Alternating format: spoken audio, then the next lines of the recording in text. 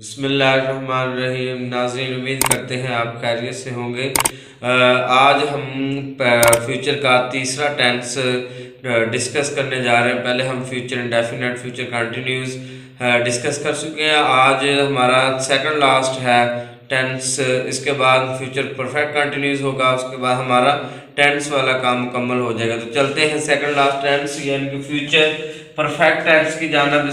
Future को मुस्तकबिल perfect मुकम्मल टेंस ज़माना यानी कि इसकी उर्दू करें तो फेल मुस्तकबिल मुकम्मल, यानी इसकी तारीफ में जाए तो ये ऐसा ज़माना है जिसमें आने वाले वक़्त में काम मुकम्मल हो जाए, यानी कि जो आने वाला वक़्त है उसमें काम मुकम्मल हो जाए तो उसे फेल मुस्तकबिल मुकम्मल कहते हैं। पहचान है उर्दू फ़िक्रात के आखिर पर चुका होगा, चुकी होगी, चुके होंगे वगैरह आता है। तो इसके अलावा इसमें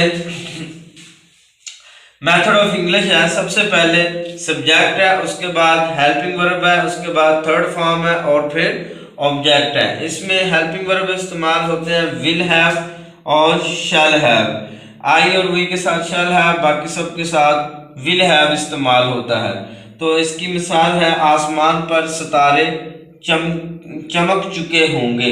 द स्टार्स यानी कि सब्जेक्ट, उसके बाद हेल्पिंग और विल हैव वर्ब है इसका चमकना, चमकने के लिए शाइन। सेकंड थर्ड फॉर्म इसकी शोन, आसमान पर at the sky. The stars will have shown at the sky. Negative में जाएं तो सबसे पहले सब्जेक्ट, उसके बाद हेल्पिंग वर्ब, उसके बाद नॉट, उसके बाद थर्ड फॉर्म और फिर ऑब्जेक्ट। इसमें हेल्पिंग वर्ब जो होगा विल और शैल और हैव के दरमियान में नॉट का इस्तेमाल होगा, यानी विल और हैव के दरमियान में नॉट का इस्तेमाल होगा। मवेशी चरागाह में नहीं चर चुके होंगे।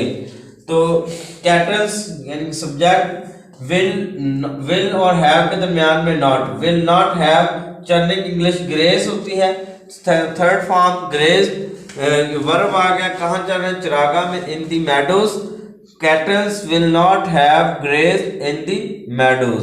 उसके बाद इंटेरोगेटिव है। इंटेरोगेटिव मतलब सवालिया फिक्रे जिसमें कुछ सवाल पूछा जाए। इसमें हेल्पिंग वर्ब शुरू में आ जाता है, फिर सब्जेक्ट, उसके बाद थर्ड फॉर्म और ऑब्जेक्ट। इसकी मिसाल है क्या माली पौधों को पानी दे चुका होगा, विल, उसके बाद द गार्डनर, उसके बाद हैव, यानी कि विल और हैव के दरमियान में सब्जेक्ट आएगा। इसमें विल और हैव के दरमियान में, विल और हैव के शैल हैव के दरमियान में सब्जेक्ट आएगा। विल द गार्डनर हैव पानी देना, वाटर किसको, पौधों को, water the plants. Will the gardener have water the plants. उसके बाद डबल इंटरोगेटिव में व्हेन, वेयर, हु जो भी है, उसके बाद हेल्पिंग वर्ब, फिर सब्जेक्ट, थर्ड फॉर्म, फिर ऑब्जेक्ट। इसकी के विल सबसे पहले लगेगा, विल के बाद हु, व्हेन जो भी इसमें है वो लगेगा, उसके बाद विल लगेगा, फिर सब्जेक्ट लगेगा, उसके बाद हैव लगेगा। यानी कि इसमें है वो क्यों खत लिख चुका है, क्योंकि इंग्लिश सबसे पहले होती है वाई, उसके बाद हेल्पिंग वर्ब विल और हैव के दरमियान में subject he, why will he have. लिखने की English wrote, third form written, write wrote, third form written a letter, यानी कि लेटर ऑब्जेक्ट है, why will he have written a letter. तो ये थे डबल सवाल है। इसके साथ ही हमारा फ्यूचर परफेक्ट कंटिन्यूस आज मुकम्मल हो गया। कल इंशाल्लाह बशर्ते ज़िंदगी फ्यूचर परफेक्ट कंटिन्यूस हमारा आखिरी टेंस होगा। इसके बाद इंशाल्लाह हम तफसील के साथ पैसिव वॉइस को जो है वो हम डिस्कस करेंगे। तो उम्मीद करते हैं आपको इसकी समझ आ गई होगी। कल तक के लिए इजाज़त दीजिए। अल्लाह हाफिज़।